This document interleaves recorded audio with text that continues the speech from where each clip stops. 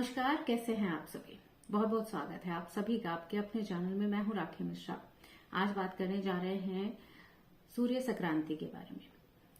जब भी सूर्य देव राशि परिवर्तन करते हैं तो उसे सूर्य की संक्रांति के रूप में जाना जाता है। और इस बार सूर्य देव मकर राशि से निकल करके कुंभ राशि में प्रवेश करेंगे, तो इससे कुंभ संक्रांति भी कहा जाता है। इस बार सूर्य देव 13 फरवरी को मकर राशि से निकल करके कुंभ राशि में प्रवेश करेंगे, जहां पे शनिदेव पहले से ही मौजूद हैं। यूं तो सूर्य और शनि में आपस में पिता और पुत्र का संबंध है, लेकिन दोनों शत्रुता का भाव रखते हैं। जहां सूर्य को पिता का कारक ग्रह माना गया है, मान सम्मान के लिए देखा जाता है, आरोग्य के लिए देखा जाता है, सरकारी नौकरी के लिए देखा जाता है, सत्ता पक्ष के लिए देखा जाता है, और साथ ही सूर्य को आत्मविश्वास के लिए भी देखा जाता है। वहीं जो शनि देव हैं उन्हें कर्मफलदाता कहा जाता है, और इसके साथ ही शनि देव को अनुशासन प्रिय भी कहा गया है। तो ये जो समय है जब सूर्य और शनि की युति भी है, सूर्य का राशि परिवर्तन कुंभ राशि में यानी कि अपने पुत्र की राशि में हुआ है, तो ये जो युति है आप सभी के लिए क्या प्रभाव लेकर के आती है, आज हम इसी बारे में बात करेंगे।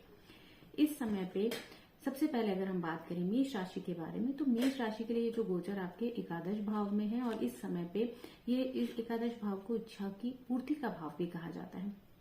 तो इस समय पे आपके करियर में प्रमोशन के चांसेस हैं, आपके ग्रोथ के चांसेस बनते हैं। लेकिन अगर आप अहंकारवश अपने सीनियर्स का सम्मान नहीं करते, अपने पद का सम्मान नहीं करते, तो ये चीजें आपके लिए नुकसानदायक हो सकते हैं। तो इस समय आपको कोशिश करनी है कि अहंकार या ईगो से दूर रहना है, जिससे आपके काम, आपका प्रमोशन, आपकी फाइनेंशियल जो स्टेबिलिटी है वो पहले से बेहतर हो सके। वृषभ राशि की अगर बात की जाए तो वृषभ राशि के लिए ये जो गोचर आपके 10th हाउस में है, आपके कर्म के भाव में है, तो आपकी फाइनेंशियल स्टेबिलिटी बढ़ेगी, आपकी पोजीशन पहले से बेहतर होगी, आपको रिस्पॉन्सिबिलिटीज भी मिलेंगी, और आपके अंदर एक लीडरशिप क्वालिटीज भी आएंगी। लेकिन वहीं आपको इस समय पे, क्योंकि सूर्य और शनि की युति है, दोनों आपस में शत्रुता का भाव रखते हैं, तो इस समय पे आपको कोशिश करनी है कि अहंकार से बचना है। जहां आपके मन में अहंकार आया है किसी भी बात को लेकर के, तो आप अपने काम खुद ही बिगाड़ सकते हैं। तो इसलिए पूरी कोशिश करनी है कि इस समय पे आपको अहंकार से बचना है। वहीं अगर हम बात करें मिथुन राशि के बारे में, तो ये गोचर आपके 9th हाउस में हो रहा है। तो ये जो समय है आप अपनी मेहनत के बल पर अपने भाग्य को अपने फेवर में करने का दम भी रखते हैं। तो इस समय पे आपको कोशिश करना है कि आप पूरी मेहनत के साथ आगे बढ़ें, अपने कामों पर ध्यान दें, और इसके साथ ही आपको बेवजह के खर्च से इस समय बचना है, और अपने भाई बहनों के साथ अपने रिश्तों को सुधारने की पूरी कोशिश करनी है। अगर कर्क राशि की बात की जाए तो कर्क राशि के लिए जो गोचर है आपके अष्टम भाव में, इस समय आपको किसी भी तरह के निवेश से, नए निवेश से बचना है, और पैतृक संपत्ति को लेकर के भी थोड़ा सावधान रहने की जरूरत है। इसके साथ ही किसी भी तरह के वाद विवाद से आपको बचना है, और स्वास्थ्य का अपने ध्यान जरूर रखना है। ज्यादा टेंशन ना लें, कोशिश करें कि समझदारी से परेशानियों को सुलझाने की आपको कोशिश करनी है। और अगर हो सके आपसे तो इस समय पे आप सूर्य अष्टक का पाठ जरूर करें। सिंह राशि की बात की जाए तो आपके लग्न के स्वामी है, और सप्तम भाव में इस समय आप गोचर कर रहे हैं शनि की राशि में, अपने पुत्र की राशि में। तो इस समय आपके साथ ही आपके रिलेशनशिप में तनाव थोड़ा सा बढ़ सकता है, चाहे वो पर्सनल रिलेशनशिप हो या प्रोफेशनल रिलेशनशिप हो, तनाव बढ़ सकता है। किसी भी तरह की कानूनी लड़ाई से आपको इस समय पे बचना है। कोई भी अगर आपका टैक्स पेंडिंग है, आपने पे नहीं किया है, या कोई आपका पेपर वर्क है, कोई नए रिलेशनशिप में आप आगे बढ़ना चाहते हैं, कोई प्रोफेशनल डील करना चाहते हैं, तो अपने पार्टनर के साथ भी आपको अपने पूरे पेपर वर्क के साथ तैयार रहना है, और बहुत ही समझदारी के साथ किसी भी परिस्थिति में आपको बचने की कोशिश करनी है, और बहुत ही समझदारी से किसी भी परिस्थिति में आपको डिसीजन लेने की जरूरत है। कोशिश करें कि इस समय पे आप आदित्य हृदय स्तोत्र का पाठ जरूर करें। कन्या राशि की अगर हम बात करें तो कन्या राशि के लिए जो गोचर है 6th हाउस में है, यानी कि रोग ऋण शत्रु के भाव में है, कंपटीशन के भाव में है। तो इस समय पे आपको नौकरी में अच्छे परिणाम जरूर मिल सकते हैं, लेकिन शत्रु भी आपके एक्टिव हो सकते हैं। तो कोशिश करनी है कि आपको शत्रुओं का बहुत ही समझदारी से मुकाबला करना है। हालांकि आपके शत्रु आपके सामने टिक नहीं पाएंगे, लेकिन समझदारी के साथ ही उनका आपको जो भी परेशानियां हैं उनका सामना करना है। खर्चे बढ़ सकते हैं, अस्थिरता बढ़ सकती है, लेकिन आप बहुत ही समझदारी से और शांति के साथ आपको इस समय पे जो भी फैसले लेने हैं वो लेने चाहिए। तुला राशि की बात की जाए तो 5th हाउस में आपके लिए ये गोचर है और इस समय फाइनेंशियली बेटर होंगे, सोर्स ऑफ इनकम भी आपकी पहले से बेहतर होगी, सीनियर्स का सपोर्ट भी मिलेगा आपको। लेकिन खास तौर पे इस समय पे आपको जो पढ़ने वाले बच्चे हैं उनको अपनी कंसंट्रेशन, अपनी फोकस अपनी स्टडीज पे रखनी है और जो लव रिलेशनशिप में है, नए रिलेशनशिप में आगे बढ़ रहे हैं, उनको कोशिश करना है कि अपने इस रिश्ते में किसी भी तरह के विवाद से आपको बचना है और इसके साथ ही आपको अपनी सेहत का ख्याल जरूर रखना है। अगर एक उपाय की बात करें तो संडे के दिन यानी रविवार के दिन नमक खाने से आपको थोड़ा परहेज करना चाहिए। खासतौर पर अगर पॉसिबल हो तो 2 बजे तक का परहेज जरूर से करें।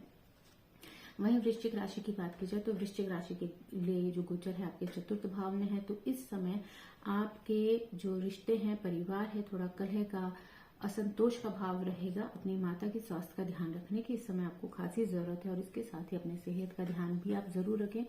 चेस्ट कंजेशन आपको फील हो सकती है, शरीर में दर्द की संभावनाएं भी बनती हैं, तो इस समय अपनी सेहत का ख्याल भी आप जरूर रखें और किसी भी तरह के वाद विवाद से आपको बचना चाहिए।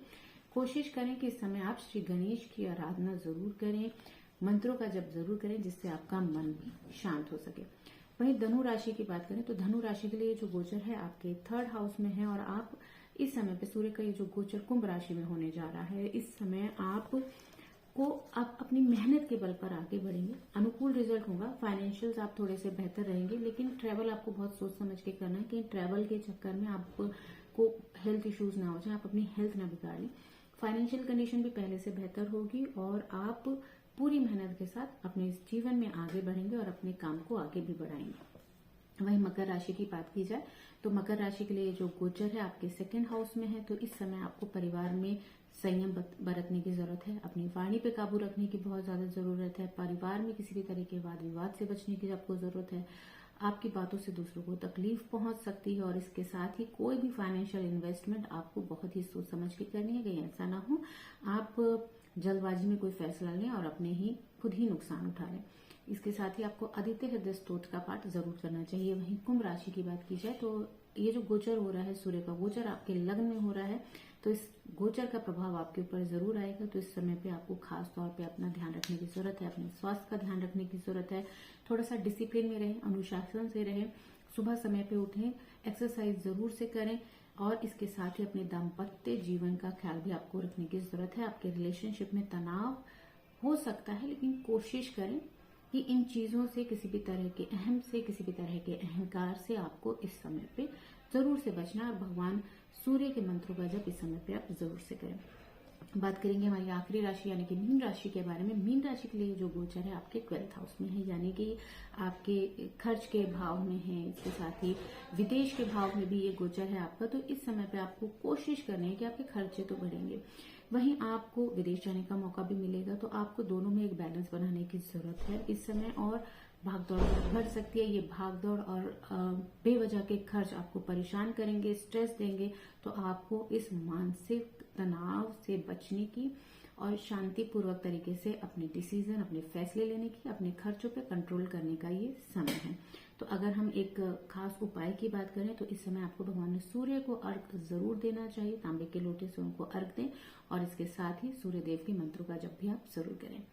तो अगर आपने अभी तक हमारा चैनल सब्सक्राइब नहीं किया है तो आप हमारा चैनल सब्सक्राइब जरूर करें, जिससे टाइम टू टाइम आपको हमारे नए नए वीडियोस के नोटिफिकेशन मिलती रहे। Thank you so much. आप सभी का दिन शुभ हो।